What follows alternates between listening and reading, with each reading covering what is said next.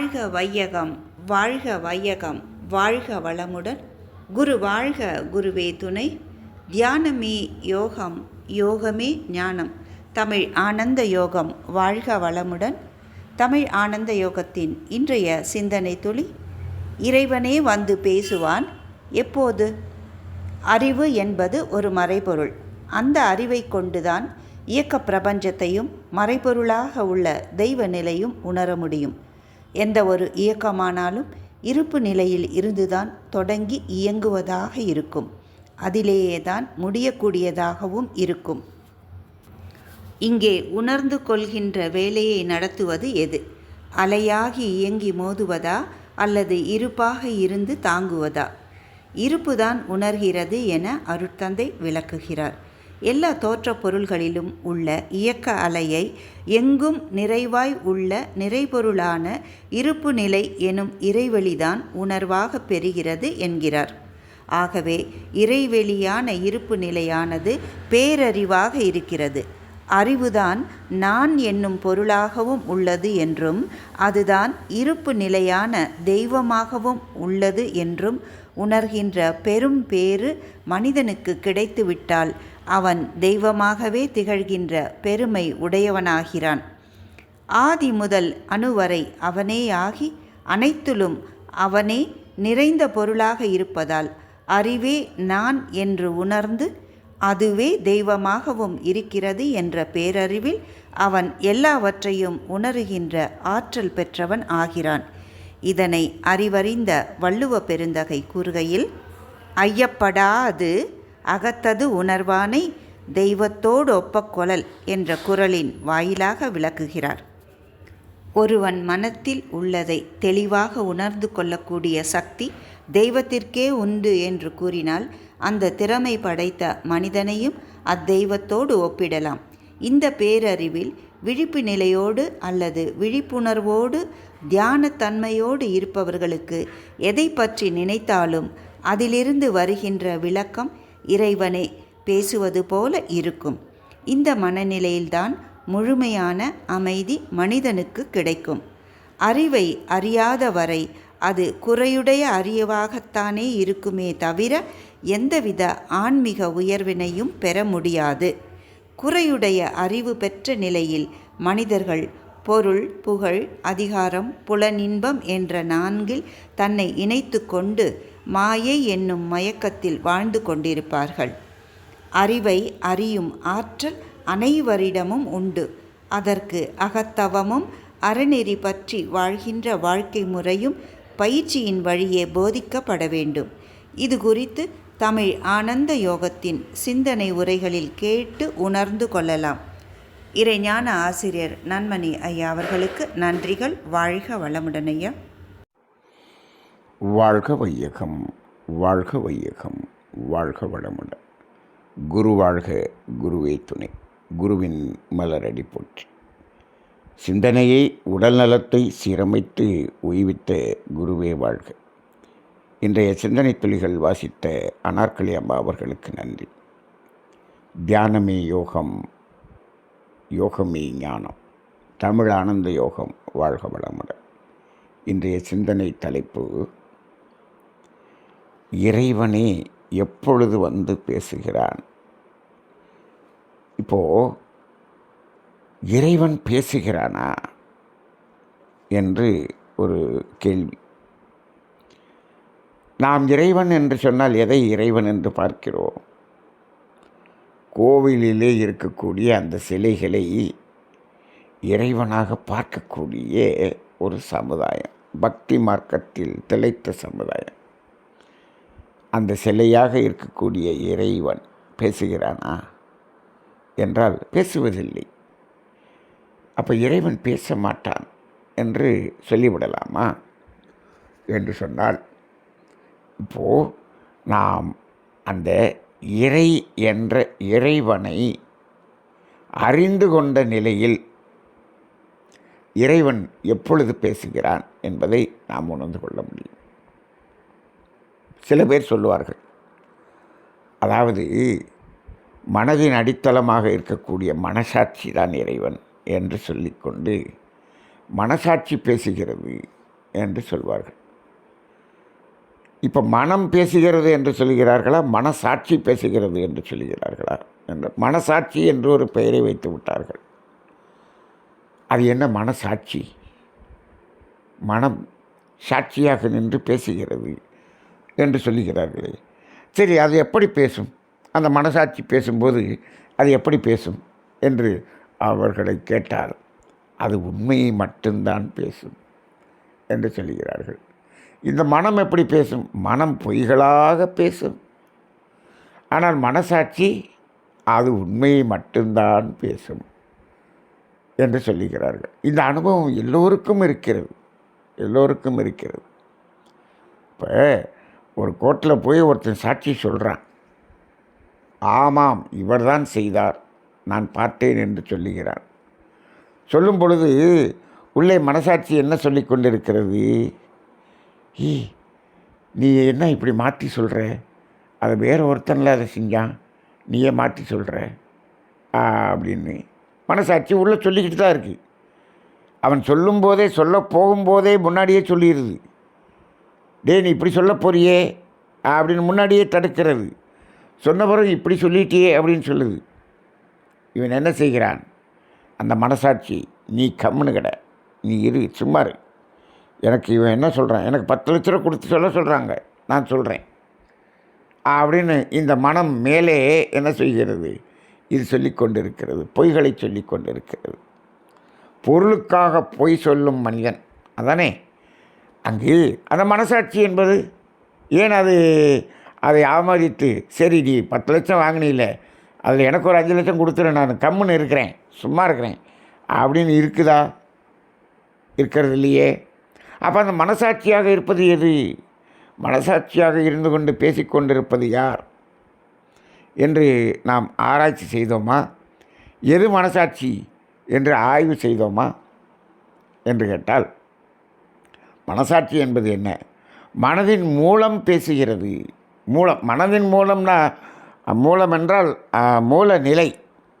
மனதின் மூலமாக பேசுவது என்பது அப்படிங்கிறது வேற, மனதினுடைய மூலம் பேசுகிறது.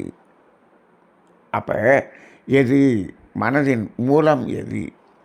எது மனமாக இருக்கிறது என்று பார்த்தோம் என்றால், உயிரின் படர்க்கை நிலைதான் மனமாக இருக்கிறது என்று சொல்கிறோம்.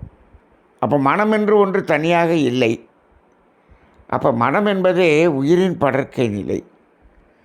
அப்போ இந்த உயிர் தான் பேசுகிறதா என்று பார்த்தால், அந்த உயிரின் மையத்திலே என்ன இருக்கிறது என்று பார்த்தால் அறிவாகிய தெய்வம் இருக்கிறது.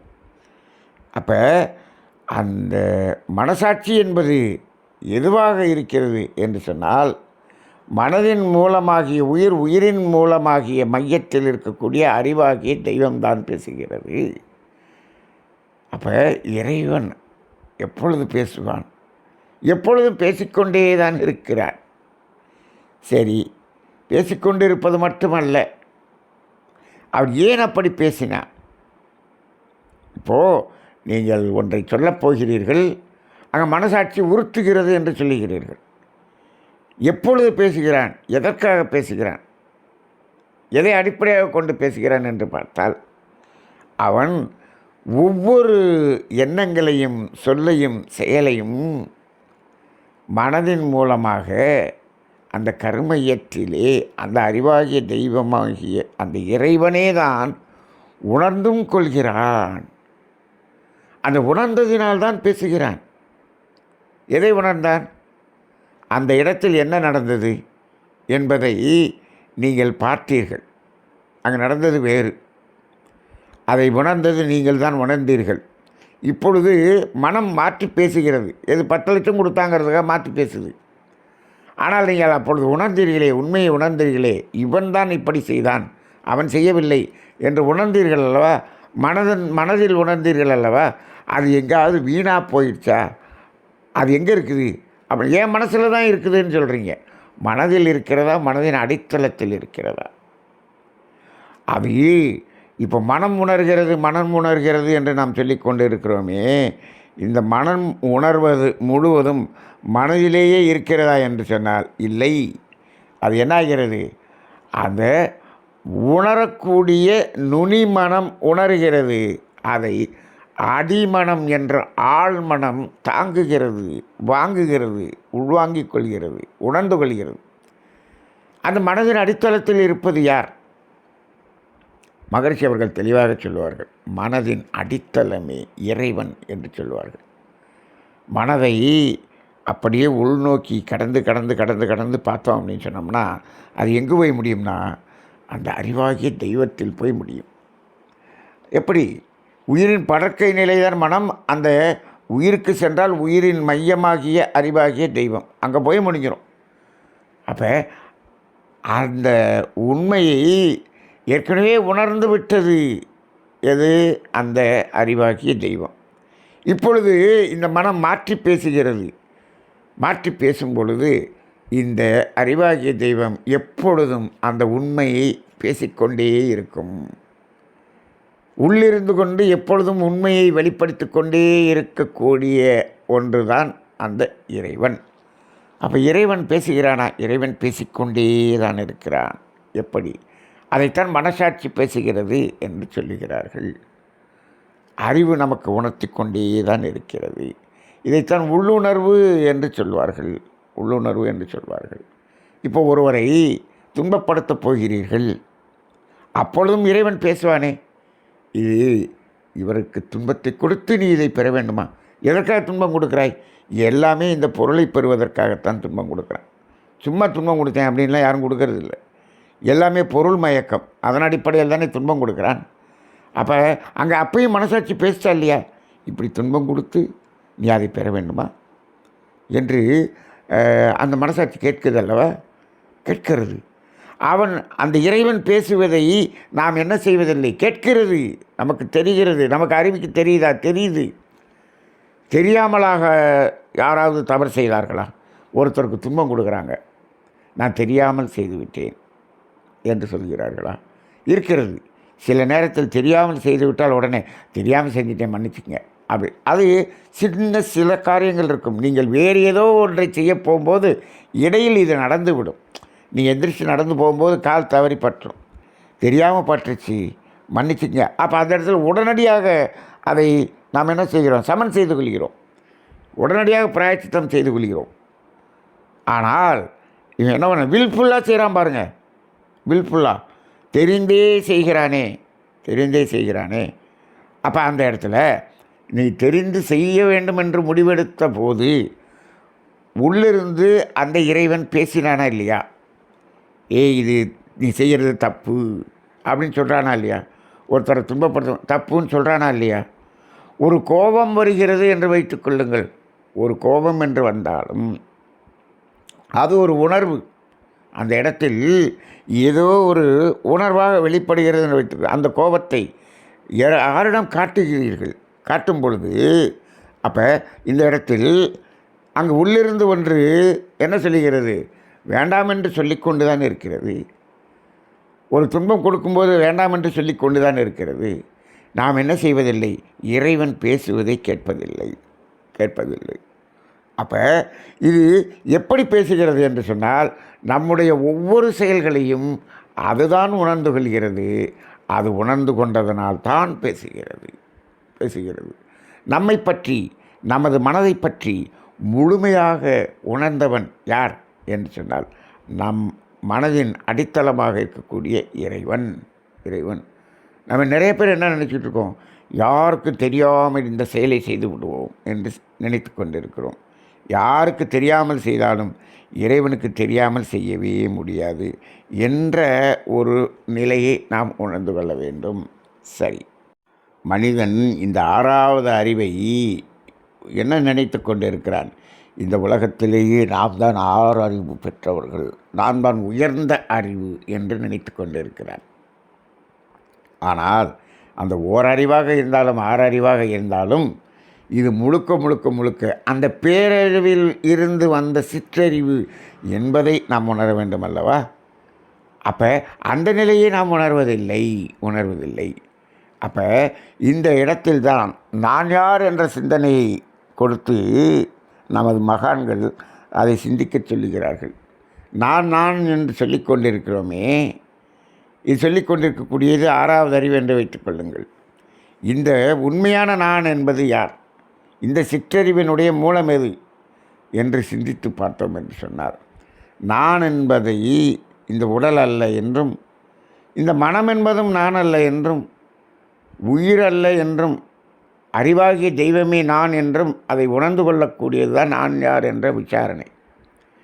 அந்த விசாரணையின் போது என்ன உணர்ந்து கொள்கிறோம் என்று சொன்னால், அந்த முழுமையாக இருக்கக்கூடிய நானாகிய இறைவன்தான் எல்லா ஆற்றலும் பேராற்றலும் பேரறிவும் பெற்றவன்.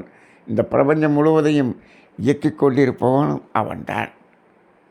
சரி, அப்படி இருக்கும்பொழுது ஏன் மனிதன் மட்டும் இப்படி தவறு செய்கிறான்? தவறு செய்வதற்கு ஏன் அந்த பேரறிவாகிய தெய்வம் எல்லாவற்றையும் உணர்ந்து கொள்ளக்கூடியதாக இருந்தாலும் ஏன் அதை தடை செய்யவில்லை? அதற்கு ஏன் அது அனுமதி கொடுத்தது என்று மனிதன் கேட்கிறான். அது அனுமதியெல்லாம் கொடுக்கவில்லை. இந்த அறிவாகிய தெய்வம் ஒரு சுதந்திரம் கொடுத்தது மனிதனுக்கு மட்டும்தான் அந்த சுதந்திரம் கொடுத்தது. என்ன சுதந்திரம் என்று சொன்னால், அந்த மனிதனுடைய 6வது அறிவின் செயல்பாட்டில் நான் தலையிடுவதில்லை என்று அது ஒதுங்கி நின்றது. எதற்காக என்று பார்த்தால், அந்த 6வது அறிவு என்பது அந்த இறைவனை உணர்வதற்காக வந்தது. தன்னை உணர்வதற்காக வந்த அறிவிடம் போய் தான் ஏதாவது அதில் தலையிட்டால் தன்னை உணர முடியாது என்பதற்காக இதில் நான் தலையிடுவதில்லை என்று ஒதுங்கி நிற்கிறது. அதனால்தான் மனிதன் இப்பொழுது தவறு செய்கிறான். 5 அறிவு ஜீவன் வரை ஏதாவது பெரிய பாவங்களை செய்து கொண்டிருக்கிறதா? இல்லையே. ஏன் செய்யவில்லை என்று சொன்னால், அங்கு தேவையின் அளவில் நிறைவு செய்தவுடன் அப்படியே அதை நிறுத்திவிடக்கூடிய அந்த நிலை, அந்த அறிவாகிய தெய்வம் அதை நிறுத்தி விடுகிறது. அதற்கு மேல் அங்கே ஒன்றும் கொடுக்கல, சுதந்திரம் கொடுக்கப்படவில்லை. அவற்றுக்கெல்லாம் அழுத்தம், ஒளி சுவை மனம் என்பதை அறியக்கூடிய அந்த வேலை மட்டும்தான், அந்த அறிவு மட்டும்தான் கொடுக்கப்பட்டது. இங்கே 6வது அறிவுக்கு என்ன வேலை கொடுக்கப்பட்டிருக்கிறது? தன்னை அறியும் வேலை கொடுக்கப்பட்டிருக்கிறது. இங்கே என்ன செய்கிறான் மனிதன்? அந்த வேலையை விட்டுட்டு வேறு எல்லா வேலையும் செய்து கொண்டிருக்கிறான். அப்போ இறைவன் தன்னை அறியும் வேலையை கொடுத்து விட்டு தான் ஒதுங்கி நிற்கக்கூடிய ஒரு நிலையில் வரவும், இப்போ என்னாச்சு? ஒதுங்கி நின்ற உடனே இவன் இல்லாத ஆட்டம் போடுகிறான். அவ்வளோதான். ஒரு வீட்டில் மாமியார் எல்லாத்தையும் வச்சுட்டு இந்தா இதுக்கு இவ்வளோ செலவு, காய் வாங்க இவ்வளோ செலவுன்னு கொடுத்துக்கிட்டு இருந்தாங்க. அந்தபடி கரெக்டாக வந்துக்கிட்டு இருந்துச்சு. காய் வாங்கினோம்னா காய் கொடுக்குற காசில் காய் வாங்கினாங்க, பால் வாங்கினோம்னு கொடுக்குற காசில் பால் வாங்கினாங்க. அதாவது கரெக்டாக செய்து கொண்டு இருந்தார்கள் இந்த மருமகள். சரி, இப்போ என்ன பண்ணிட்டாங்க? மாமியார் என்ன பண்ணிட்டாங்க? இந்தம்மா அப்படின்னு சொல்லிட்டு மொத்த சாவியும் கையில் கொடுத்துட்டாங்க, மொத்த பணத்தையும் கையில் கொடுத்துட்டாங்க. இப்போது கையில் வந்த உடனே இந்த அம்மா அந்த பணத்தை சரியாக கையாளுகிறதா? சரியாக எதுக்கு என்னென்ன செய்யணும்னு கையாளுகிறதா? இல்லை தேவையில்லாததெல்லாம் போய் வாங்கி இருக்கிற பணத்தையெல்லாம் காலி பண்ணிட்டு கடன் வாங்கிட்டு இருக்குதா அப்படின்னு கேட்டால், சாவி கையில் வந்தோடனே இது திக்கு தெரியாமல் என்னென்னத்தையே வாங்கி அது என்ன செய்கிறது? தடம் மாறி செல்கிறது, அது கடனாகிடுது. இப்போ என்ன ஆச்சு அந்த இடத்தில்? அப்போ அது ஒதுங்கி நின்றவுடன் இது ஆட்டம் போடுகிறது என்று சொல்லுகிறார்கள் அல்லவா? அப்படி தான் நிறைய பேர் வீட்டில் அந்த பெற்றோர்கள் அவங்க சொத்தை சேர்த்து கையில் கொடுத்துருவாங்க, பிள்ளைகள் அத்தனையும் அழித்து கொண்டு இருப்பார்கள். இப்போது இறைவன் நமக்கு இந்த மனிதனுக்கு இந்த சுதந்திரத்தை கொடுத்தது தவறாக போய்விட்டதோ என்று எண்ணக்கூடிய அளவுக்கு, அவன் நினைக்கக்கூடிய அளவுக்கு இப்போ மனிதனுடைய செயல்பாடுகள் இருக்கிறது. அப்போ இந்த இடத்தில் நாம் எந்த ஒரு நிலையிலும் நம் மனதில் இருக்கக்கூடியதெல்லாம் நம் மனதில் தான் இருக்கிறது என்பதை மாற்றிக்கொண்டு ஒவ்வொன்றையும் இடைவிடாது உணர்ந்து கொண்டிருக்கக்கூடியது அந்த அறிவு தான் என்பதை உணர்ந்து கொள்ள வேண்டும். அப்போ அது பேசுகிறது. இப்போ ஒருத்தருக்கு துன்பம் கொடுக்குறோம், அந்த துன்பத்தை ஒருவன் உணர்கிறான். அவன் உணர்கிறாடா? இல்லை, அவனுக்குள்ளாக இருக்கக்கூடிய தெய்வம்தான் உணர்கிறது. அப்போ அவனுக்குள்ளாக இருக்கக்கூடிய தெய்வம் அந்த துன்பத்தை உணர்கிறது என்று சொன்னால், அங்கே இருக்கக்கூடிய தெய்வமும் நமக்குள்ளாக இருக்கக்கூடிய தெய்வம் ஒரே தெய்வம் தானே. அங்கே உணர்ந்த அந்த தெய்வம் இங்கு பதிவாகி விடுகிறது. இது என்ன செய்கிறது? இங்கிருந்து விளைவை நமக்கு துன்பத்தை திரும்பி கொடுக்கிறது. அப்போ இறைவன் பேசுகிறானா? மகரிஷி சொல்வார்கள், செயலுக்கு விளைவாக வருபவன் இறைவன் என்று சொல்லுகிறார். அப்போ ஒரு துன்பத்தை கொடுத்து விட்டீர்கள், அந்த துன்ப உணர்வை நமக்கு இங்கு விளைவாக கொடுக்கிறது என்று சொல்லி இறைவன் பேசுகிறானா? இப்படித்தான் பேசுகிறான். ஒவ்வொரு இடத்திலும் பேசுகிறான். அகத்தினுள்ளிருந்து பேசுகிறான். அப்போ இந்த துன்ப உணர்வை சரியாக நமக்கு அதே அளவுக்கு ஈக்குவலண்ட் அண்ட் ஆப்போசிட் ரியாக்ஷன் அதே அளவுக்கு அந்த துன்பத்தை நமக்கு கொடுக்கிறான் என்று சொன்னால் எப்படி இவனுக்கு தெரிந்தது என்று கேட்டால் எல்லா உயிர்களிலும் இருக்கக்கூடிய இறைவன் அதே இறைவன் தானே. அப்போ அந்த துன்பத்தை இறைவன் தான் உணர்ந்தான். நான் அந்த மனிதனுக்குத்தானே துன்பம் கொடுத்தேன், நீ எதுக்கு எனக்கு இப்படி துன்பம் கொடுக்குற அப்படின்னு இறைவனை கேட்டால், நீ அந்த மனிதனுக்கு கொடுத்தாய் என்று நினைத்து கொண்டிருக்கிறாய். இல்லை, அந்த மனிதன் மூலமாக எனக்குத்தான் கொடுத்தாய். துன்பத்தை உணர்ந்தது நான் தான். அப்போ இந்த மனம் எதை உணர்ந்தாலும் அதன் அடித்தளமாக இருக்கக்கூடிய இறைவன் தான் உணர்கிறான் என்பதை உணர்ந்து கொண்ட நிலையில் நம்மால் எந்த தவறும் செய்ய முடியாது. இதைத்தான் ஐயப்படாது அகத்து அதை உணர்வானை, அகத்தது உணர்வானை தெய்வத்தோடு ஒப்புக்கொள்ள. அப்போ என்ன, அது எல்லா உணர்வுகளையும் மனம் உணர்ந்தாலும் அதை தெய்வம்தான் உணர்கிறது. அது எல்லா விளைவுகளும் அங்கிருந்து தான் வருகிறது. அது இந்த மனம் செய்த, மனிதன் செய்த தவறுக்கு விளைவை அதுதான் கொடுக்கிறது. அப்போ இது துன்பத்தை அது தானாக இயற்கை கொடுப்பதில்லை, நாம் கொடுத்ததற்காகத்தான் கொடுக்கிறது. அப்போ இந்த உணர்வை உணர்ந்து கொண்டால் தெய்வத்துக்கோடு ஒப்புக்கொள்ள. அப்போ அவன் என்ன மாறிடுவான்? துன்பம் கொடுப்பதை நிறுத்தி விடுவான், அன்பும் கருணையுமாக மாறிவிடுவான். தெய்வ நிலை என்று சொன்னால் அன்பும் கருணையும், அந்த நிலைக்கு மாறிவிடுவான். அப்போ அப்படிப்பட்ட நிலையில் இறைவன் எங்கே எப்பொழுது பேசுகிறான் என்று சொன்னார், எப்பொழுதும் அவன் பேசிக்கொண்டே தான் இருக்கிறான். அதை நாம் கேட்பதில்லை. நாம் போடுகிற இறைச்சலில் அது நமக்கு கேட்பதில்லை. அது உள்ளுணர்வாக மனசாட்சியாக எப்பொழுதும் பேசிக்கொண்டே தான் இருக்கிறது. ஆழ்ந்து தவம் செய்து அமைதியாக மௌன நிலையில் இருந்து அதை உணர்ந்து பார்த்தோம் என்று சொன்னால் தெரியும், நமக்கே தெரிகிறது. அதைத்தான் தற்சோதனையிலே தன்னை பற்றி அந்த சிந்தித்து பார்க்கும் பொழுது தன்னிடம் இருக்கக்கூடிய தவறுகள் நமக்கே தெரிகிறது. எப்படி தெரிகிறது என்று சொன்னால், அத்தனையும் உள்வாங்கி வைத்து கொண்டிருந்து இந்தப்பா இதுதான்ப்பா நீ என்று எடுத்து காண்பிக்கிறவன் யார்? அவன் இறைவன். நம்ம உள்ளே இருக்கிற உள்ளுணர்வு சொல்லுகிறது என்று சொல்லுகிறோமே, இவ்வளவு குப்பையை வைத்திருக்கிறாய். அப்போ அகத்தாய்வு தற்சோதனை செய்து பார்க்கும் பொழுது அதை நமக்கு எடுத்து காட்டுவது யார்? அந்த இறைவன். இறைவன் பேசுகிறானா? பேசுகிறானா? பேசிக்கொண்டே இருக்கிறானா என்று சொன்னார். எப்பொழுதும் இறைவன் பேசிக்கொண்டே தான் இருக்கிறான்.